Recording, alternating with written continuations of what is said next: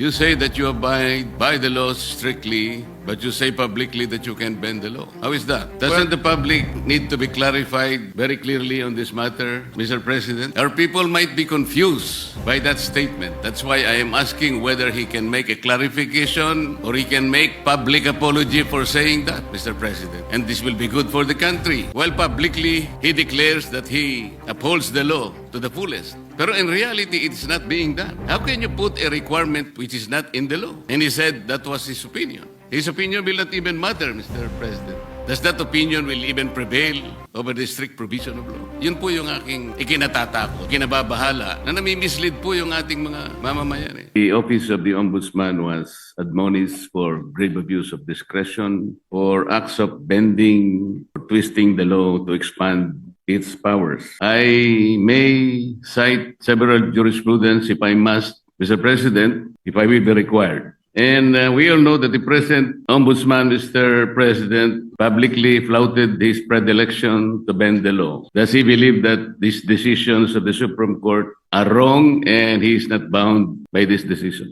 Yeah. Mr. President, the new ombudsman intimated to me that his direction is to abide by the Supreme Court decision, and the rule of law is supreme. And therefore is not correct, and there is no basis for flouting those statements publicly declared that bending the law is all right, provided that he is not breaking the law. Mr. President, it's a figure of speech, Mr. President. Mr. President, why figure of speech? The office of the Ombudsman is a high office. We are not supposed to be guided by figures of speech. Our people might be misled into believing that it's all right to bend the law, provided we do not eventually break it. It should be explained succinctly, Mr. Speaker. It should be explained very well that that is not correct, that he was wrong in saying that. He was very wrong in confirming and even affirming that publicly in one of our hearings in the Blue Ribbon Committee. Can we expect that, Mr. President, for the Ombudsman to do? 1 minute suspension, Mr. President. President, the current ombudsman right now, he intimated to me that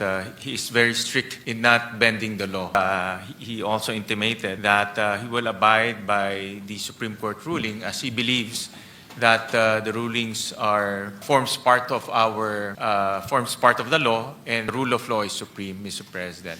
So he abides by those principles, Mr. President, and he will carry that in his tenure as the country's ombudsman, and especially in his quest to hold people to account and to put people in jail, especially those who transgressed our laws, Mr. President. So those are the principles that he abides by, and those are the principles he will carry in his duty as our ombudsman, Mr. President. Mr. President, abiding by that principle and acting otherwise is different. You say that you abide by the laws strictly, but you say publicly that you can bend the law. How is that? Doesn't the public need to be clarified very clearly on this matter, Mr. President? Our people might be confused by that statement. That's why I am asking whether he can make a clarification or he can make public apology for saying that, Mr. President. And this will be good for the country. Mr. President, we thank the good gentleman from Tarlac and Pampanga, Senator Marcoleta, for bringing this up. And this is an opportunity for the current ombudsman to clarify his statements. And this is actually the clarification that he is expressing to this august body, that he will abide by the rule of law and he will not bend the law to serve any other purpose, Mr. President, or to serve any other being, Mr. President. So, Mr. President, that's why this is an opportunity, and as he intimated to me, that he will always put the rule of law as supreme, Mr. President. Mr. President, even for this issue alone, can I respectfully move that maybe we can suspend our rules? I want to hear personally the Ombudsman to say it for himself. 1 minute suspension, Mr. President.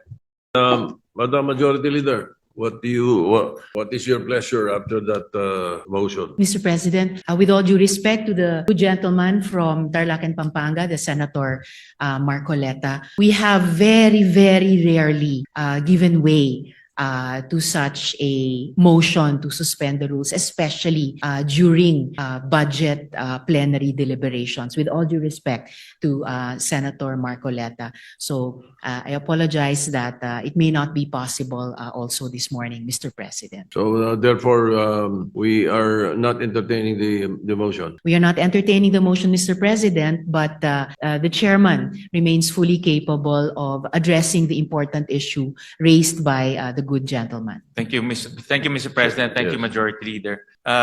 Muli nagpapasalamat po kami kay Senator Marcoleta at tinanong niya po yung itong issue. Nagbibigay po to ng oportunidad para sa ating bagong ombudsman klaruhin yung kanyang mga nasabi. At wala hong intention to bend the law. No, that's very clear. In fact, ang prinsipyo po ng ating bagong ombudsman is to follow the law and uphold the law dahil naniniwala siya na ang rule of law is supreme, Mr. President.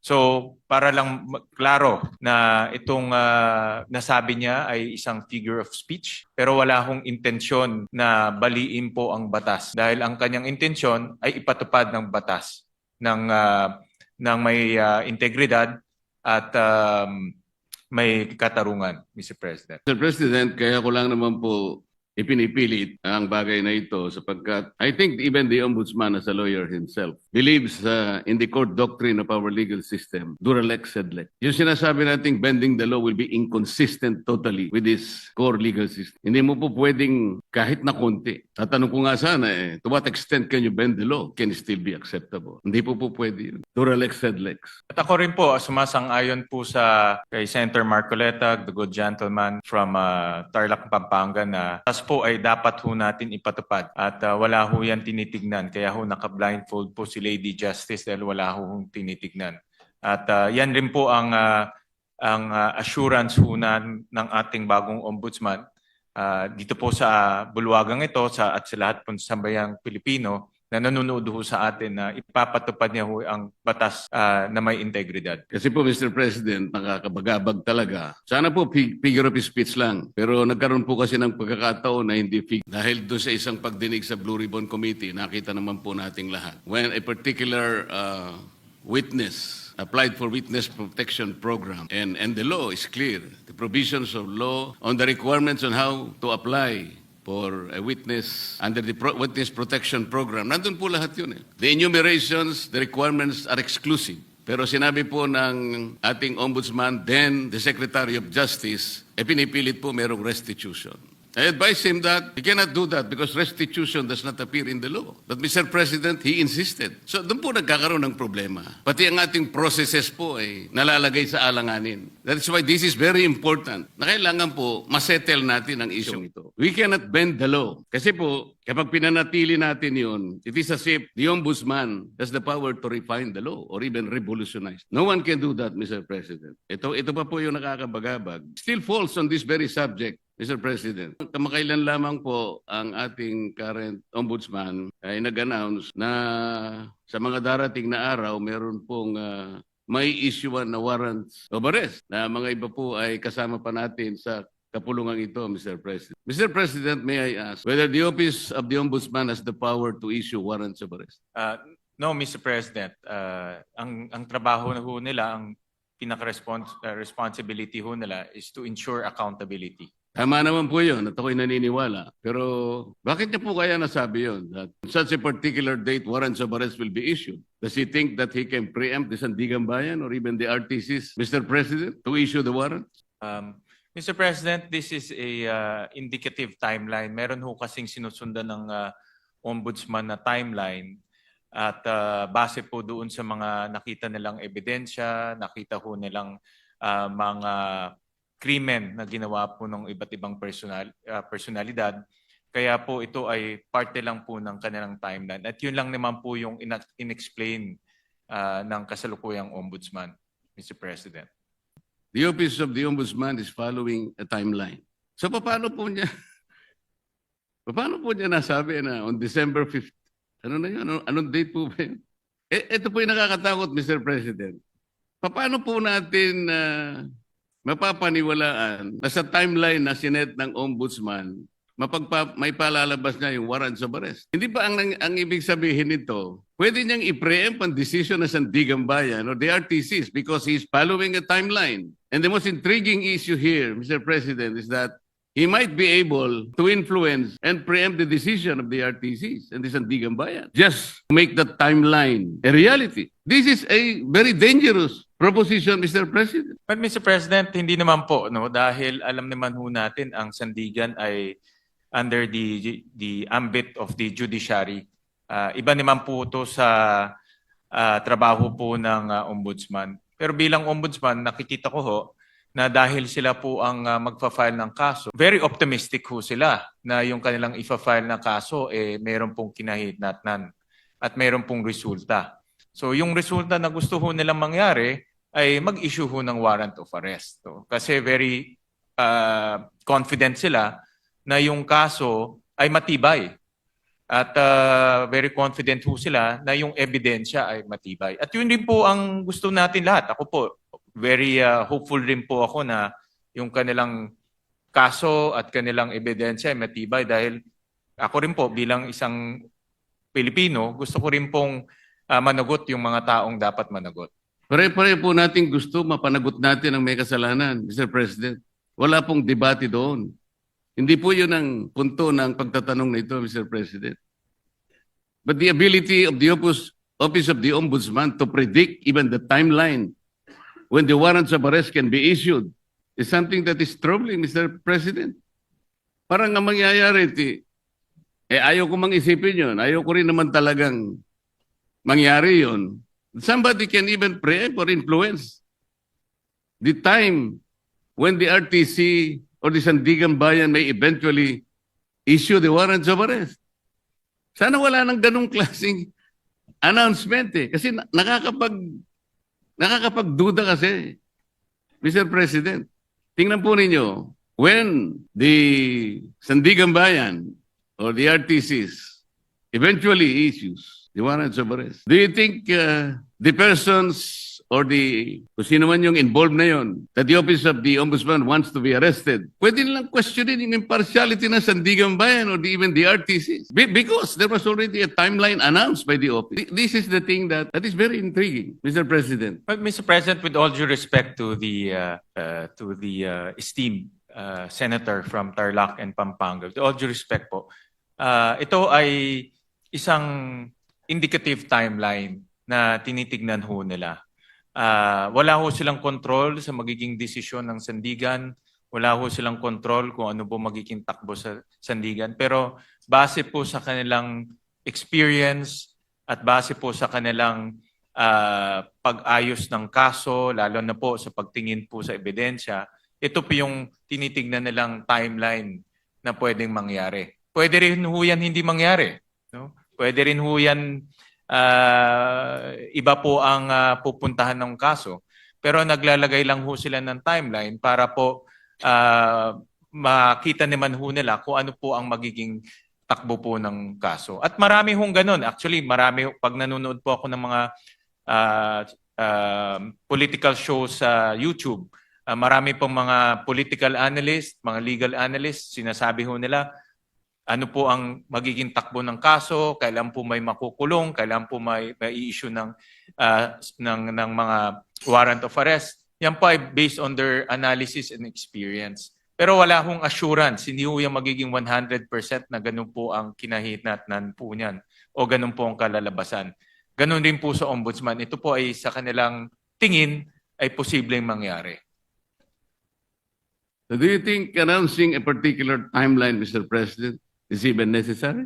Ito po ay for purpose of information, Mr. President, and para po mabigyan din po ang publiko ng kanilang opinion pagdating po sa magiging takbo po ng kaso. Mr. President, ang sinasabi po ng representasyon na ito, hindi naman kailangan pang i-announce yun Dahil magkakaroon lang po ng pagdududa ang ating mga mamamayan, lalong-lalo na po yung mga taong gusto nating ipa-aresto, sapagkat hindi naman kailangan na mag-announce pa. Kasi kapag sinabi mong meron po kaming timeline, parang Parang sigurado na po kasi ng opisina ng ombudsman na talagang mag-i-issue yung either the Sandigan Bayan or the RTC. Doon sa panahon na kanyang tinutukoy. Di bali, may isip ninyo, nasa ilalim pala ng impluensya ng ombudsman o ng RTC, ang mga korte, nai-impluensyahan pala ng ombudsman ang mga korte. Ganun po yung magiging maring isipin.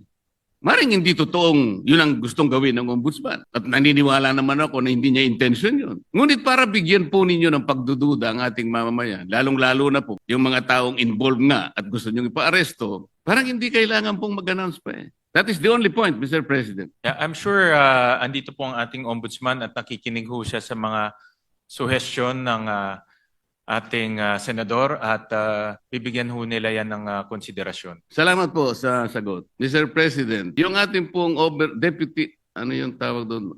Deputy Overall Ombudsman ay taga-Bisaya, Mr. President.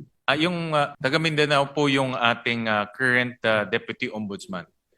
Tama ho kayo. Overall Deputy Ombudsman. Overall Deputy Ombudsman is from Mindanao, but he is also the Deputy Ombudsman for the Visayas, Mr. President. Opo, tama ho. So, yung acting po, yung acting.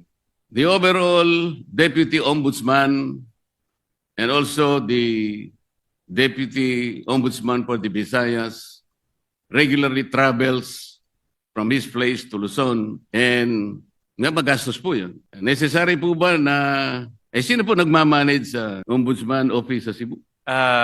Mr. President, Senator Marcoleta, temporary po na bakante ho yung position na yon.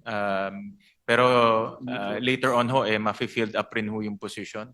Pero sa ngayon po, dahil bakante ho yun, minomonitor po ng ating ombudsman itong mga opisina ito gamit po ang modernong teknolohiya tulad po ng Zoom, tulad po ng conference calling. So in other words, hands-on po ang ating ombudsman na sinisigurado niya itong mga opisina na ito ay tumatakbo ng maayos.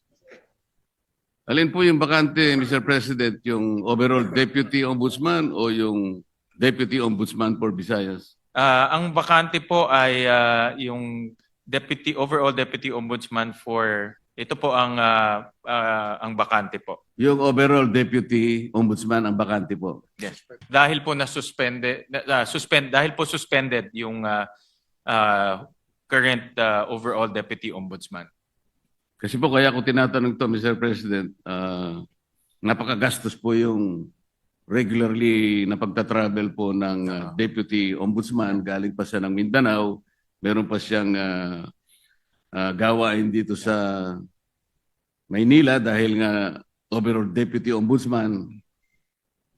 Naisip ko po na unnecessary expense po yan sa opisina ng Ombudsman. Ang direksyon po ng ating bagong ombudsman ay talagang gawing episyente po ang opisina.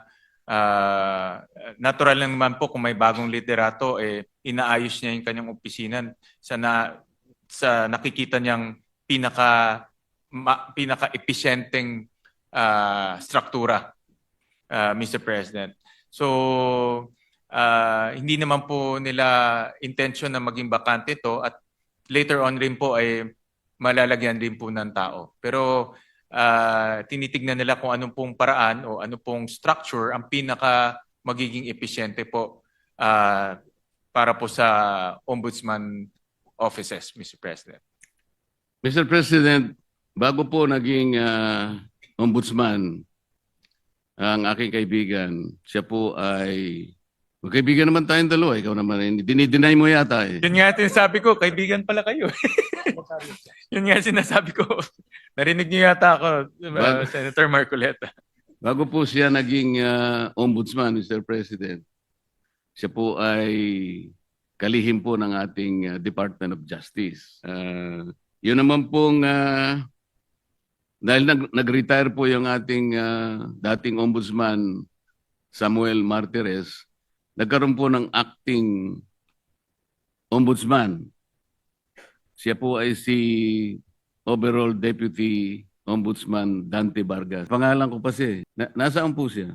Salamat po. Dito ho siya. Siya po ngayon ang Deputy Ombudsman for Visayas and acting overall Deputy Ombudsman. Concurrent ho Yes, siya. Mr. President. For now. Yes, I know that. Ang itatanong ko po ay, nung siya'y acting overall deputy ombudsman, at sa panahon na yon ay applicant naman po ang aking kaibigan for ombudsman na nabakante nga po, ay gumawa siya ng isang bagay na medyo napaisip ako, Mr. President. Ang tinutukoy ko po ay yung isang office order na kanyang pinalitan. Ang office order na ito po ay kinapapalooban ng parang double docketing. Ngayon, nung siya po ay acting na ombudsman, inalis niya po yung dating memorandum order requiring double docketing. At siya ay gumawa ng isang parang office memo or memorandum na doon po ay pinalitan niya yung office order at may kalakip pa pong isang directive na lahat ng mga complaints, lahat ng asunto, lahat ng habla, administrative man yan, criminal o kahit ano yan, na napapaloob 10 araw bago maging effective yung kanyang order which was issued on September 17, 2025 ay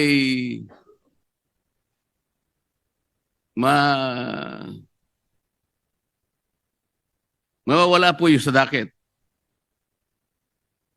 Ibig sabihin, ma-undocket yung mga complaints. 10 araw bago ma-issue yung kanyang memorandum circular or memorandum order. Mr. President, nagkataon po, kung di ako nagkakamali, September 15 yata, ay nag-file ng complaint sa maraming opisyales ng ating pamahalaan.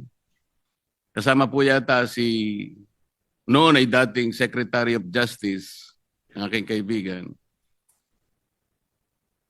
Sa makatid, napaloob po siya doon sa 10 araw na siya sinasabi doon sa kanyang directive na mawawala po yung docket.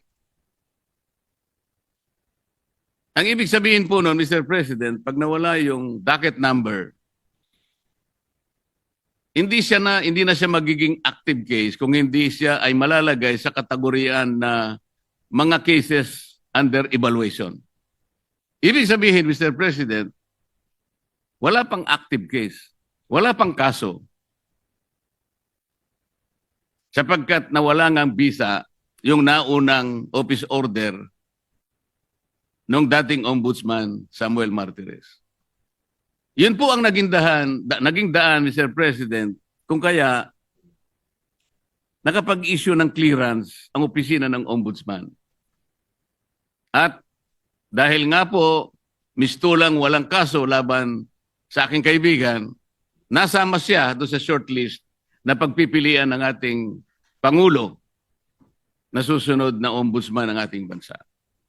Mr. President, wala bang yung pangyayaring yun ay is there something much to be desired in the entire process, Mr. President? Parang ang nangyari, nakagawa ng ganon yung overall ombudsman nang hindi naman maliwanag what is the visible public service na pwedeng nakamit ng ating mamamayan doon sa ginawa niyang pagpapalit ng office order. Hindi kaya lang ginawa yon para mapagbigyan ang aplikasyon ng aking kaibigan at makakuha siya ng clearance upang sa ganon eventually he will be included in the shortlist to be submitted to the office of the President, makasama sa pagpipilian bilang ombudsman. Yun po yung aking gustong malaman, Mr. President. Mr. President, sa explanation ho sa akin ng ombudsman, itong rule on auto-docketing na-issue ho to nung July of 2025 ni former Ombudsman Martires bago ho siya nag-retire. At nakita ho nila na hindi to dumaan sa tamang proseso. It was found not to be properly published. So hindi ho na publish na maigi. So binalik ho to ni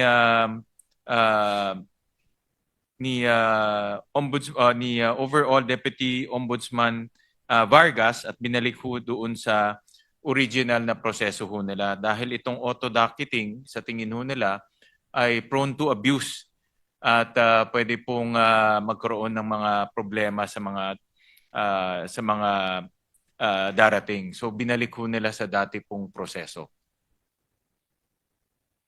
Hindi po ba ang dapat na ginawa, Mr. President, pinablish na lang?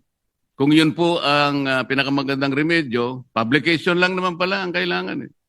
E di sana nung makita po na unpublished, kung totoo man na hindi na-publish, ipapublish lang, hindi po ba? Hindi yung totally gagawa ng isa pang panibagong memorandum na kung saan ay yung timeline na naman po ang pinag-uusapan dito eh. Bakit naman 10 araw bago lahat ng complaints na ipinail sa opisina ng ombudsman within 10 days prior to the issuance of that memorandum ay ma-undakit? Hindi ba parang sinadya naman para masaklaw na yung complaint ni Mayor Baste Duterte ay maisantabi at mawalan ng effect kung pag-uusapan ay yung pagiging active case. Hindi ba parang... Well, nung naging acting po si overall Deputy Ombudsman, pinag-aralan ho nila mabuti itong auto-docketing at nakita ho nila na prone to abuse ho to dahil pag file mo, docketed na ho kaagad without any analysis. So ang ginawa ho niya ay bumalik lang ho sa dating proseso, no, na mayroon pang verification and analysis. Total hindi naman ho ganong katagal yung verification analysis. Depende ho sa klase ng kaso. Ang pinakamatagal na ho ay yung verification po can happen between 48 hours to 72 hours. No? So, ang naging dahilan po is sa tingin nila ay prone to abuse po itong auto-docketing. So, yun po yung naging kanilang desisyon. No? Kaya bumalik lang po sa original na proseso. Palagay niyo po tama yung argumento, Mr. President, ay bakit naman 10 araw ang sinaklaw? Kasi pa pinag-uusapan natin, September 15 po yung date ng complaint yata ni Vice Mayor Baste. O kung halimbawa 3 araw na lang o 2 araw, hindi nasasaklaw yung... yun po yung gusto lang nating linawin. Kasi parang halata po Mr. President. Para mawala po sana yung pag-aagam-agam ng ating mamamayan na sinadya po.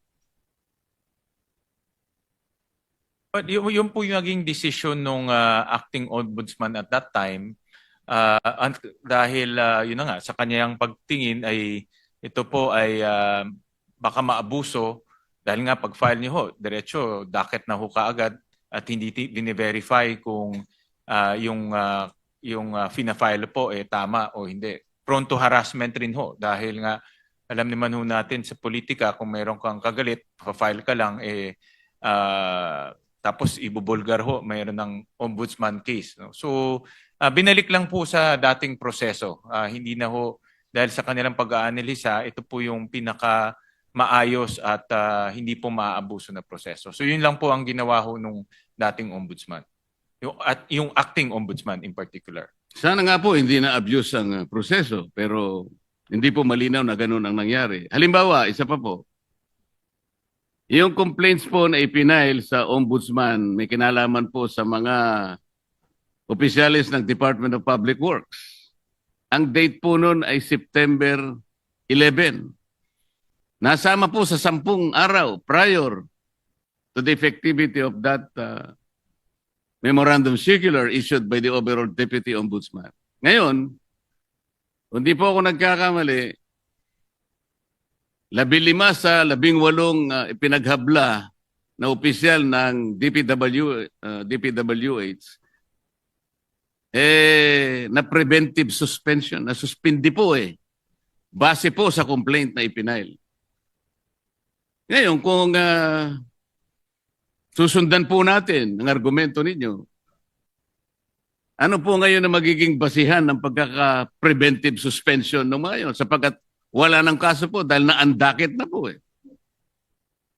So, sa makatwid, meron po kayong sinasabi na maraming isang bagay na makakabuti, pero meron ding nakasama po Hindi po naging consistent dahil nga po sa madalian, di ko po malaman kung talagang yun ang pakay talaga ng pagkakapalit ng docketing na ginawa ng dating ombudsman. Maliban pa po rito, nung maandakit po ba yung complaint ni Mayor Baste? Kasi naandakit nga po base sa circular na yun. Na-notify po ba si Mayor Baste doon sa pangyayari? Was he notified? Maraming salamat po sa tanong, Senator Marcoleta. Andito po yung ating ombudsman at nakikinig ho siya sa inyong mga suggestion, lalo na doon sa mga bagay na sa tingin nyo ay hindi ho malinaw o pwede pong magdulot ng kaguluhan sa isip ng taong bayan. At siya naman po ay bukas yung kanyang isip para po maayos itong mga proseso na ito. Ngayon, in relation doon po sa inyong tanong, yung DPWH cases po, eventually ito po ay nadakit at iniimbestiga na ho. No? So, itong mga final po na cases ay ngayon ay inimbestiga na at iniimbestigahan na at eventually po ay magpa-file na rin ho sila ng mga kaso sa sandigan. So yun po ay tumatakbo na, in other words. So pwede ho maging kampante ho tayo na hindi ho yun ay hindi, yung mga kaso ng DPWH ay hindi po nawala. Bagkus yun po ay tuloy-tuloy na inimbestigahan at magpa-file na rin po ng kaso. Hindi po, tinatanong ko lang doon, Mr. President, dahil nga po sa pangyayari na yun, hindi po naging consistent ang aplikasyon. Dahil nga, na preventive suspension yung mga opisyalis, tinatanong ko lang po, parang wala nang base sapagkat nawala po yung docket Yun lang naman po yung tinatanong ko. Ibig sabihin, kung may ginawa kang isang bagay na nakabuti, meron ding nakasama. Nawala ng basis din po yung kabila. Tama po. Doon po sa katanungan nyo kung na-notify si Mayor Baste, ito po ay internal process ng ombudsman. So, sa tingin ho nila ay hindi na ho kailangan i-notify. No? So, ito po yung itong proseso na ito, yung pagdadakit o pagbe-verify, ito po ay internal process ho nila. Ganun na lang po ang kanilang pangangatwiran, Mr. President. Paano naman mangingigibabaw ang isang internal process ng ombudsman? Doon po sa malakihan at napaka-importanting provision ng ating saligang batas na due process. The first requirement of due process is notice. Ibig ba sabihin po, wala man lang karapatan ng isang tao na naghabla para malaman niya kung anong kinahinatnan ng kanyang asunto? Na hindi man lang sinabi sa kanya na, yung asuntong pinail mo, inalisan na namin ang docket dahil sa mga ganitong mga alalahanin na aming nakita. Doesn't he deserve to be notified, Mr. President? Because if he was notified, he could have been given the chance to file a motion for reconsideration, which is again a part of due process. Ang na-advise po ko ng ombudsman na itong particular na circumstance po ay nasa Supreme Court na ngayon. Subject po ito ng judicial review na final rin po ni Mayor Baste. So ano po ang ibig sabihin? Final po ni Attorney Torion, Mr. President. Ano ngayon, Mr. President? So ito po ay under the judicial review po ng Supreme Court. Oo nga Itong po. circumstances po. Oo nga po, pero hindi nasasagot yung tinatanong ko po. Very simple lang po eh. Yung pangangailangan ng isang taong ma-notify man lang kung ano ang kinahinatnan ng kanyang inihabla. Nung habla niya, isang bagay na karapatan ng bawat isa. Yun po ay isang requirement ng due process. Ma-notify ka lang. Malaman mo lang kung anong nangyari. Dahil po ba, kapag ninotify nyo siya, that will trigger the filing of a motion for reconsideration. At base po sa rules ng ombudsman, mangangailangan po kayo at least ng 15 days. Para sa ganon, ma-resolve ninyo yung kanyang motion for reconsideration. Hindi nyo kailangan yung 15 days kasi nga, baka hindi maisama sa shortlist ang pangalan ng aking kaibigan. Ito po yung ating sinasabi. Mr. President, sana po lahat ng ginagawa natin ay nasa ilalim ng transparency. Ito pong pinakamabuting magagawa natin sa ating bansa. Lalo na ngayon na maraming tao po ang nalulungkot, baka hindi lang nalulungkot, nagagalit sa mga nangyayari. Kung hindi po tayo transparent, wala tayong kakayahan na sabihin sa kanila, ilantad, buksan sa kanila ang kaganapan ng nangyayari. We're just merely paying lip service to a very important provision of our Constitution that public office is a public trust. Tumawag daw noon si dating House Speaker Martin Romualdez kay Ombudsman Boying Remulla para itanggi ang mga paratang sa kanya sa flood control scandal. Sa kabila niyan, posible pa rin daw maghain ng Ombudsman ng kaso laban kay Romualdez. Narito ang report ni JC Cosico. May siniwalat sa isang forum si Ombudsman Boying Remulla. Tumawag daw sa kanya noon si dating House Speaker Martin Romualdez matapos siyang masangkot sa flood control scandal. Itinanggi raw ni Romualdez ang mga akusasyon sa kanya. Kabra ni Remulla si Romualdez sa fraternity at mayroon daw silang malapit na relasyon. I answered his call once because we respect each other. Well, he was trying to explain his side that he had no hand in many things. But that's all I can remember. Anong sagot? Wala, just, di ba? We just follow the evidence. Pagkatapos ng tawag na yan, hindi na raw muling kinausap ni Remulla si Romualdez. Gusto raw kasing tutukan ni Remulla ang issue. Matatanda ang siniwalat na security consultant ni Zaldico na si Orly Guteza na nagdala siya ng male-maletang pera mula sa kickback umano sa mga flood control projects sa bahay ni Romualdez. Kinumpirma din niya nito sa kanyang video statement. Sa ngayon, patuloy pa ang investigasyon ng Ombudsman kay Romualdez. Nang matanong naman si Remulla kung kailan posibleng kasuhan si Romualdez. It will be filed within the year. I mean, not this year, but at least in the next 6 months or 9 months. Oh, yes, yes. You think so? Yes, ma'am. I'll hold you to that. Yes, ma'am. I do not want to file a lousy case. I will never file a lousy case. I'm not that kind of person. I want things to be done properly. I want it to be documented. I want it to be solid. Una na ring sinabi ni Remulla na iimbestigahan din ng Ombudsman ang mga pangalang binanggit ni Ko sa video, kabilang si Pangulong Bongbong Marcos. The revelations are fresh, and we're checking on everything. Hindi ko naman kinuha yung opisina to para magtakip para kahit kanino. I didn't get this office for that. Nitong Martes lang nang isampa ang unang kaso sa flood control scam laban kina Ko at mga opisyal ng DPWH Mimaropa at SunWest.